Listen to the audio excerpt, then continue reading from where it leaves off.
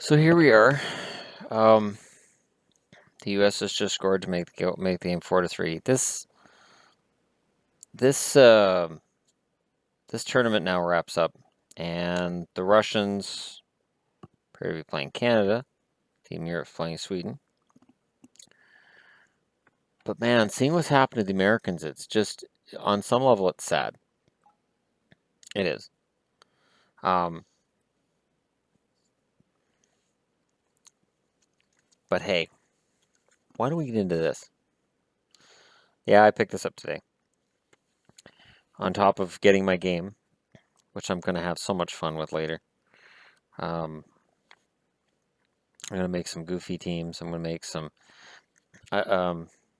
With my hockey game, I used to do. My new girlfriend's finding out how few places I've gone in Vancouver. Um, it's kind of sad that I live so close to a major city and I've done so little in it, but it's true.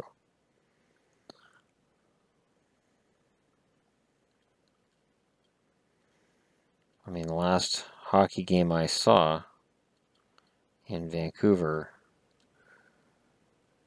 Guy Lafleur was a scratch. So, and Glenn Hanlon was the starting goalie for Vancouver. So, yeah. All right, 100 burning questions for the 2016-17 season. I'm not going to go through all 100. I'm not going to do that. How many Canadian teams will make the playoffs? They say since Carey Price is healthy, Montreal will definitely make the playoffs. There's also optimism out west. Optimism out west. While the Flames, Oilers, and Jets aren't going to contend for any banners, they all have potential for a playoff berth. Don't be surprised if Winnipeg takes fifth place in the Central and steals a crossover wild card from Calgary or Edmonton. So if we're picking chalk, at least two Canadian teams will make the postseason.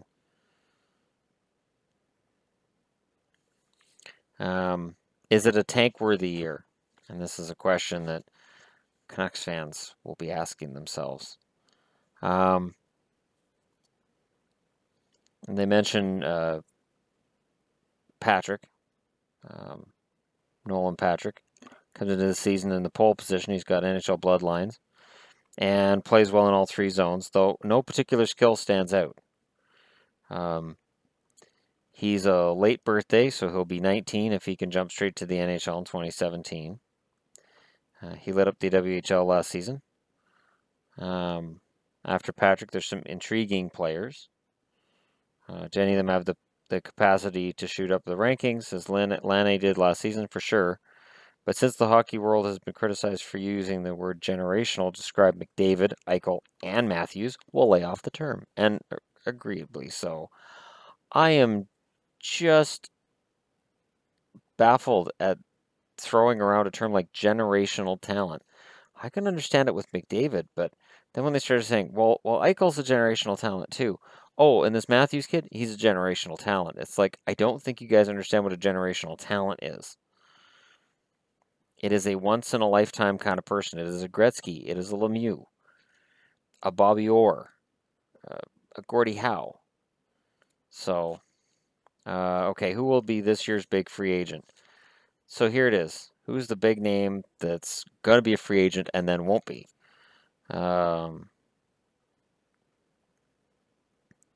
Brent Burns. Brad Marchand's up for a new deal in Boston. And Tampa's Ben Bishop. So that's your top guys. What happened to the goalie equipment crackdown? This was supposed to be years the goalies saw the padding legislated to be far more form-fitting.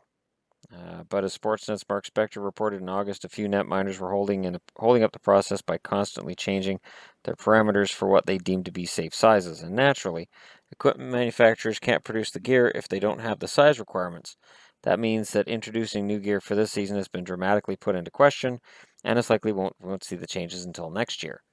And goalies don't want smaller pads. They just don't. Which new coach will make the biggest impact? This is always kind of a joke. before last year, Peter DeBoer, I think, was the lowest rated of new coaches to make an impact on their team, and he had a fantastic impact, so I'm not even going to go through that answer. How will the Las Vegas expansion affect the other 30 teams? Expect a lot of action around the deadline. True, but I honestly think it's kind of overblown. I do. I think teams will be able to make deals to keep the players they want to keep. Vegas will still get a decent franchise. Who is the top coaching prospect available? There's Travis Green, Utica. They say he's the best one available. What impact will the World Cup have on hockey? I honestly don't see this World Cup having a big impact. Like, it was remarked that I came across as a little bit cocky and arrogant and whatnot because Canada's just winning. But it's more boredom. It's almost like yeah, okay, we're still the best.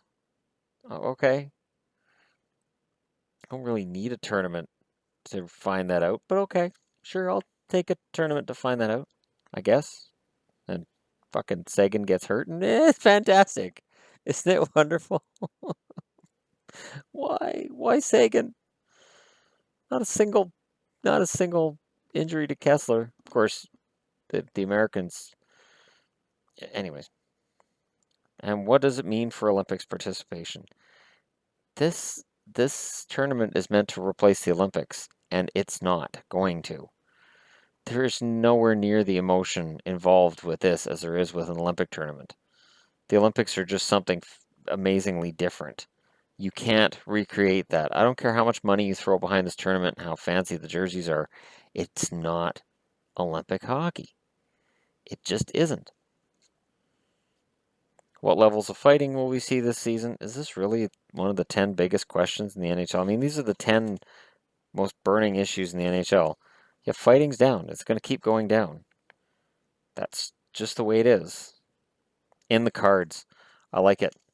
They got Mark Crawford this week. I have that card. I have that card. It's Mark Crawford's rookie card. I think that was his only card. He might have had a card the year after. Nope. Mark Crawford had only one mainstream trading card issued during his 176-game NHL career, spent entirely with the Vancouver Canucks. But oh, what a card it is. Made by O-Pee-Chee in 82-83, it features the future NHL coach with blood running down his neck. It's one of the few times blood has been shown on a hockey card. Crawford's cut was a result of getting slugged by Clark Gillies in Game 2 of the 1982 Stanley Cup Final against the Islanders. Gillies received a 2-minute roughing minor, while Crawford got a memorable hockey card. And he's wearing the Flying V. I mean, come on.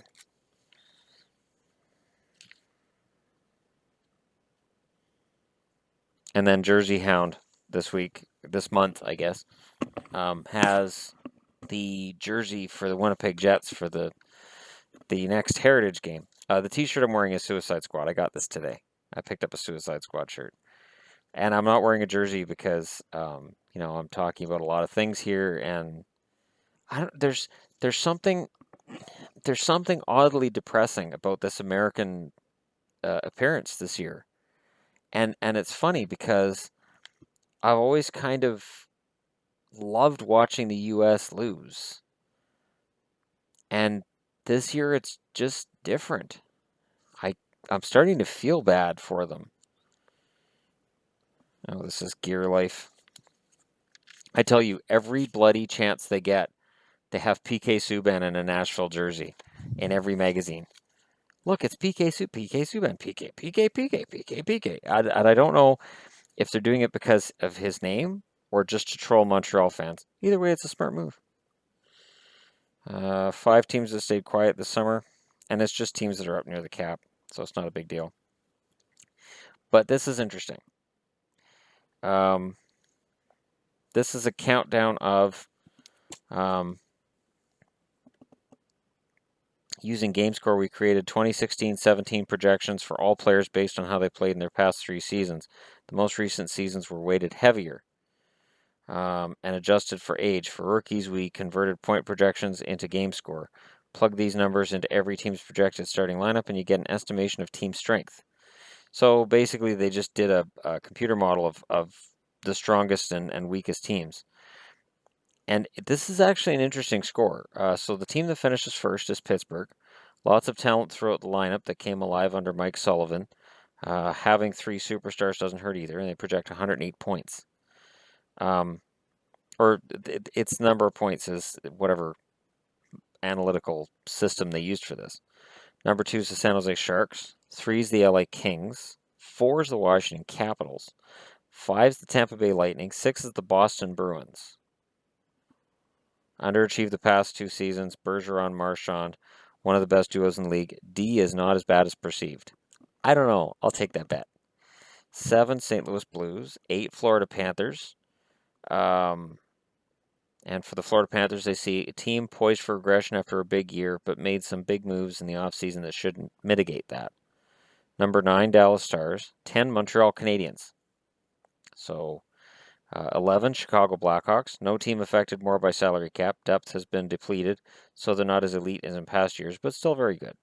12, Nashville Predators. I honestly think the Predators are better than 12th. 13, Minnesota Wild. I'm surprised they're that high. 14, the New York Islanders. 15, the Philadelphia Flyers. 16, Detroit Red Wings. Back in the playoffs. 17, Anaheim Ducks. Defense is top-notch. A lot of trouble at forward outside Getzlaf, Perry, and Kessler. Gibson hasn't proven anything in net yet. So that's an interesting one, that under this system, the Ducks project low. 18, New York Rangers.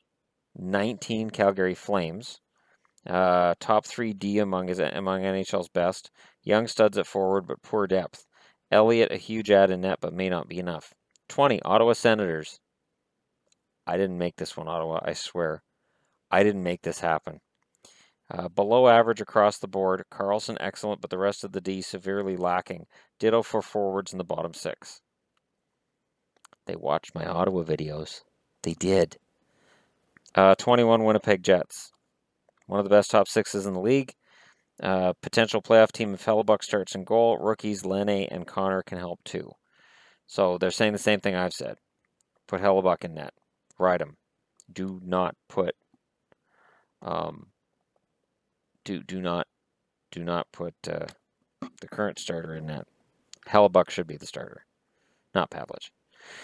22, Columbus Blue Jackets. 23, Edmonton Oilers. McDavid isn't enough. Hall for Larson trade incredibly lopsided. Lucic will be good, but depth remains a big issue. 24, Colorado Avalanche. 25, Toronto Maple Leafs. Hard to project what the lineup looks like. Add another year of pain. Matthews and Nylander should have good seasons. 26, New Jersey Devils. 27, Carolina Hurricanes. 28, Arizona Coyotes. Alan Goligoski solidifies defense, but forwards still need work. Young players leave reason for future optimism. 29, Buffalo Sabres. I've been accused of hating on the Sabres. These guys project them out to 29th overall. Horrible 2014-15 drags down overall score. Second weakest D group in league. For the record, New Jersey's rated as the worst. Okpozo's a terrific ad, though. 30, Vancouver. Worst forward group in league despite legit top line of Eriksson and Sedin's. Defense and goaltending bottom 5 too. I'm sorry. Vancouver fans, I am sorry. And then they've got an article, Straight Shooter, and it's all about Taylor Hall. Not Adam Hall. There wouldn't be a big article about Adam Hall. There just wouldn't be. They got an interesting article about Devin Setaguchi trying to come back after having some substance abuse issues in his life when his NHL career fell apart. They've got a huge, big article in here on how strong a workout Tyler Seguin does and how great he is at everything. And now he's hurt, so I'm not very enthused to read that. They talk about Yzerman. They talk about their predictions. Their predictions have stayed the same as they were. They're predicting, their actual predictions still have Vancouver at the bottom. They even say that in here. It's even in here. Vancouver Canucks. Are Sedin's destined to go down with the ship? The answer is yes. Brandon Sutter's due for some good health, isn't he? Who knows? Will the Canucks draft first overall for the first time ever? They get a 20% chance of winning the lottery, so odds are they'll lose the draft lottery too. So That's not happy news. And just looking at their projected lines, they're projecting the Sedins and Eriksson, second line Berchi, Horvat, and Hansen, third line Burrows, Sutter, and Virtanen, fourth line Gauntz, Granlund, and Dorsett. And then the extras are Zalewski, Shaput, and Edom. Ouch. And the blue line, Edler, Hutton, Uelevi, they're projecting as third. Zbiza, or no, that's left and right defense. No, they've still got Uelevi as the third left defense. So it's Edler, Tanev, Hutton, Goodbranson, and Uelevi and Triamkin. And then Zbiza, Biega are the extras. Padan and Jordan Subban are 9th and 10th. And in net, Ryan Miller, Jakob Markstrom, and Richard Bachman is still the third guy. I like Bachman. I've never understood why he never gets a shot in the NHL. So yeah, it's projecting that it's going to be some pain for some teams. But the countdown is interesting. The 30 teams. So this magazine cost me $5.99. I got it from Superstore. I got some points, and it's worth picking up if you don't feel like paying $10 for the annual. It's worth it. Speaking of paying $10 for an annual, though, I got it. Got points. So I figured, I'll do it. And sort of as a last note, channel related, I had that video where I did my 30 favorite teams, and I just had the little pennants. I'm going to give those to my girlfriend and ask her to make me a backdrop. She has 3 small children. So it might be an arts and crafts project for them that leads to kind of a cool backdrop that'll cover up what's behind me now. I also picked up from work, because they were just sitting there. We got some heavy duty steel materials into the plant, so the styrofoam that it was packed in is really solid. And I got 3 of these, just 3 pieces. And I thought, you know what? I can glue these together. And because it's stronger than your standard, this is not your standard styrofoam. This is a hell of a lot stronger than that. I can either figure out a way to do something backdrop-ish with these. Perhaps Yvonne can come up with something and attach it to these.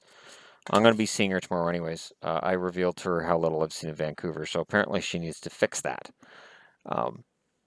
We'll see. We'll see how much she's able to fix it. She likes going on adventures driving, and my ex-wife never did. We never went anywhere. Never even went on the highway. I wish I was making that up. I'm not. She wouldn't drive on the highway. So, it's one of those things. Yeah, we never left town. 15 years, I think we left town 3 times. Now I got a girlfriend who drives everywhere all the time and loves it. So, yeah, I'm going to have some fun with that, and who knows, maybe I'll drag Mr. Computer along and do a video from Stanley Park. Wouldn't that be metropolitan of me? But either way, I'm going to go through this magazine as well. It's funny, I got a comment on my New Jersey Devils preview where somebody was very uncomplimentary of the fact that I was reading through magazines and said, how do I take your word for whatever when you're just reading from magazines? Well, my opinion was in there too. So I'm saying, here's what these magazines say, here's what I say. My opinion differs from the magazines. Just happened with Jersey, they're right. So unfortunately, Jersey's just going to have one of those years. And I also like to mention, I did shut down the comments in the NHL 17 stream I was doing. Because honestly, at some point, when people just start flaming each other and arguing with each other, I'm like, why am I doing this? I just want to chill. I had a long day at work where everybody gets mad at each other and there's a lot of yelling and screaming because I don't want to come home and go through that crap. So, comments are turned off in future videos from here forward. And, I'm doing this because it's fun. And when it's not fun, I don't want to do it. It really is that simple. So, I'm going to take some time to get to know the game. I'm going to play around. I'm going to do some things that I don't share online in terms of I create really shitty teams. I'll create like the shittiest team I can create and then see if I can pull it to a Stanley Cup. It's one of my favorite things to do. It really is. So we'll see. We'll see how it goes from there. But I'm glad I have it. Um, I don't think the editions are worth $80, so I'm glad I didn't pay $80 for it. I really don't see what's worth it. I mean, they just added a new skin over the menus. You people know that, right? EA added a few more uh, small things to the game, and then they just charged $80, which is more than they did with the last NHL game on the PS3, which they literally just updated the rosters and released the exact same game. I still, to this day, cannot believe they had the nerve to charge $60 for exactly the same game with updated rosters a year later. That's balls the size of grapefruits. Anyways, thanks for watching. This has been my mishmashy kind of video and just sort of a wrap up. And I felt like I had to do this after the 2 streams I did earlier and the fact this tournament is over. And I'm not as excited about the games. So, I didn't do a comment on the Russian game because whatever. I I would love to say, oh, I was really excited. No, I was excited about NHL. I was excited about getting my hockey game. And it really brings to mind how awesome I think this season is going to be. So, tomorrow is a rest day for the World Cup. So I'm going to go out and enjoy some R&R of my own after a long week at work. Um, and I'm going to work on creating a new set for you guys here and figure out a way to keep it. The trick is this. I have to keep it like it is. You guys said you appreciated that it feels like, you're in my home and we're hanging out. But I have to create something that's going to expand the audience. This channel has plateaued in terms of um, subscriber count. The subscriber count increases have dropped way down.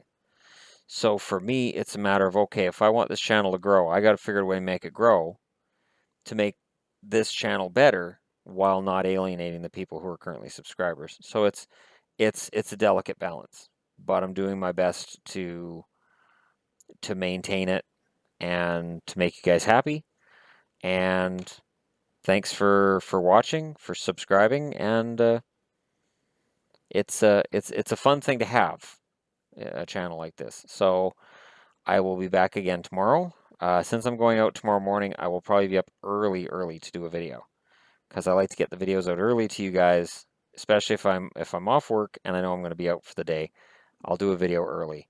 But for now, that's it for today, and I will talk to you all again tomorrow.